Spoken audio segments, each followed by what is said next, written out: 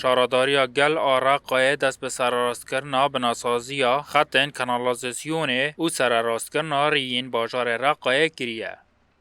خباتان جه تاخا منصوریا باکور دست به کریه و پشتیجی و به تاخان دوام بکه و ریوارن قیر کرن. اندام کمیته چافدیری شهین احمد خلف گوت گوان ملیونک و 900,000 دلار امریکی جبو قیر کرنا تاخن باجار راقای آماده کرنه. شهین خلف دیار کرد که ده پلانسازی وانیا ای سال ده هیا که لباجار راقای 19 تاخ ورن قیر کرن.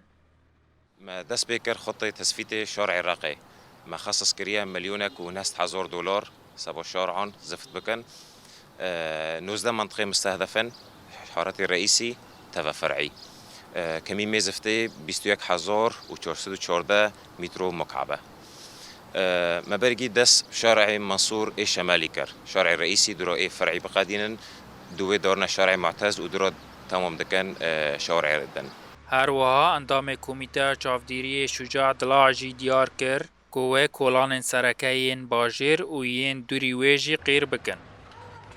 شجاع درا عشکره کر که پشتی تاخا منصور قیر بکن برای خواب بدن تاخا معتز. حاليا نحن بلشنا بشارع المنصور الشمالي. من هاج تاخا منصور یا با کردست بیکریه کن ها سر راست کن و پشت را اما برای خواب بدن تاخا معتز. قاسی که ام بکاربن اما تاخین که ضرار دیتنه آرمانج بگرن. قدر الامكان راح نستهدف الاحياء المتضرره بعمليه الزفت ان شاء الله لعام 2025.